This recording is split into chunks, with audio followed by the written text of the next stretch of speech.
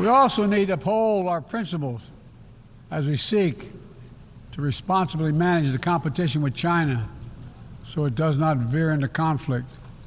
We stand ready to cooperate on urgent challenges for the good of our people and the people everywhere.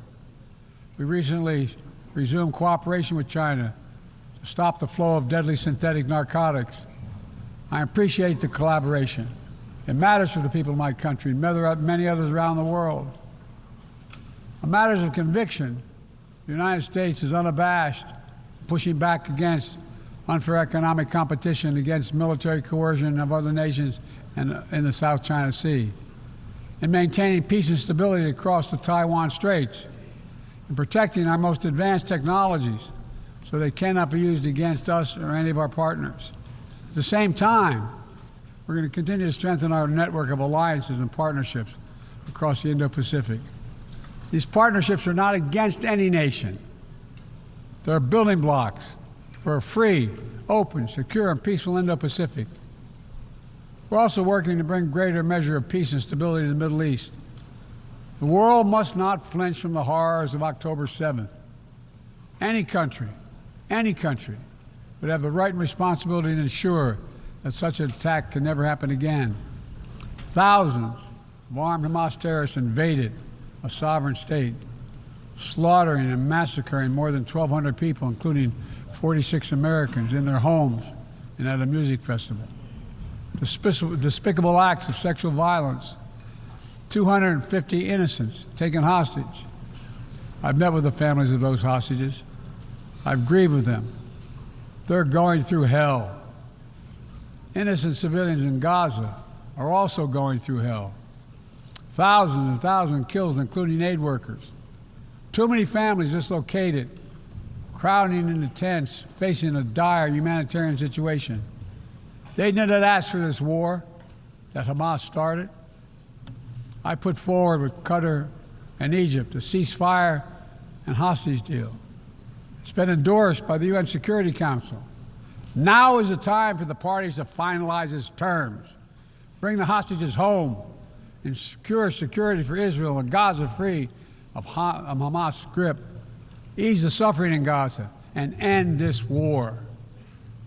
On October 7th,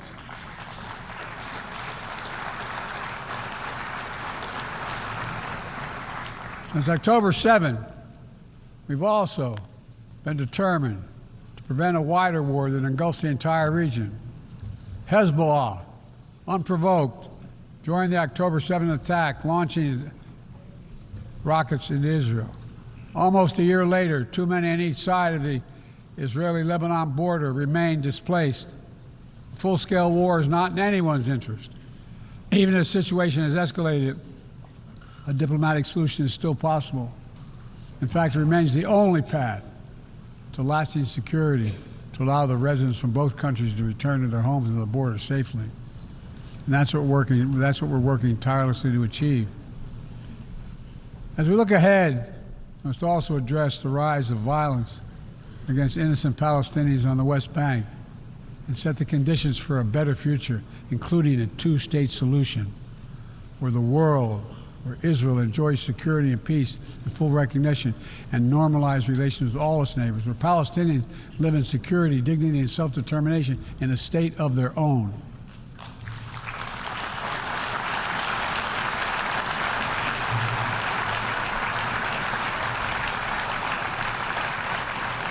Progress toward peace will put us in a stronger position to deal with the ongoing threat posed by Iran.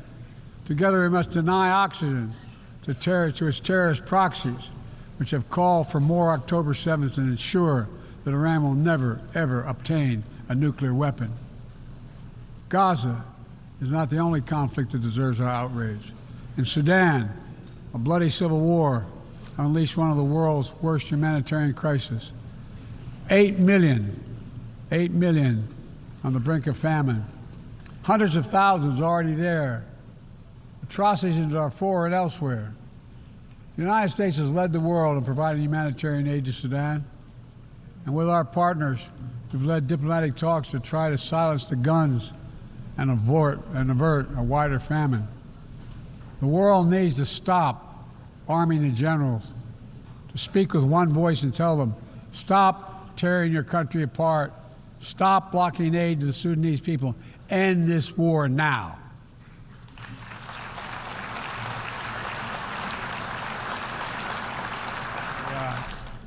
Let me close with this. Even as we navigate so much change, one thing must not change. We must never forget who we're here to represent. We, the people. These are the first words of our Constitution, the very idea of America.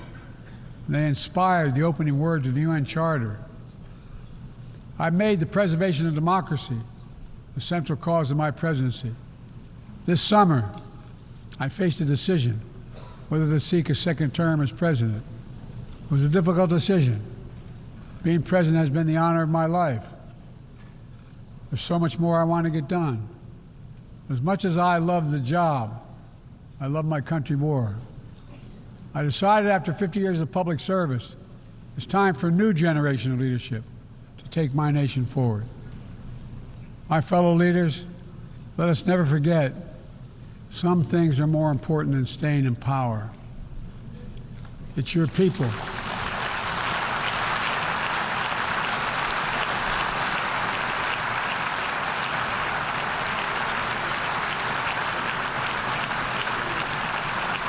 It's your people that matter the most. Never forget, we are here to serve the people, not the other way around. Because the future will be won by those who unleash the full potential of their people, to breathe free, to think freely, to innovate, to educate, to live and love openly without fear. That's the soul of democracy. It does not belong to any one country.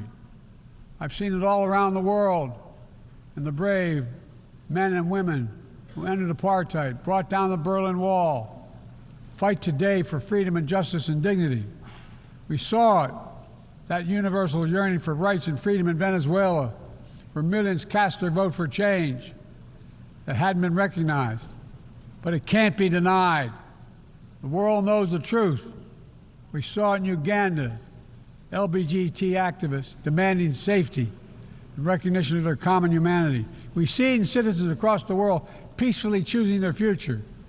From Ghana to India to South Korea, nations representing 1/4 of humanity who will hold elections this year alone. It's remarkable, the power of we the people, that makes me more optimistic about the future than I've ever been. Since I was first elected to the United States Senate in 1972, every age faces its challenges. I saw it as a young man. I see it today. But we are stronger than we think. We're stronger together than alone. And what the people call impossible is just an illusion. Nelson Mandela taught us, and I quote, "It always seems impossible until it's done. It always seems impossible until it's done." My fellow leaders, there is nothing that's beyond our capacity if we work together. Let's work together. God bless you all, and may God protect all those who seek peace. Thank you.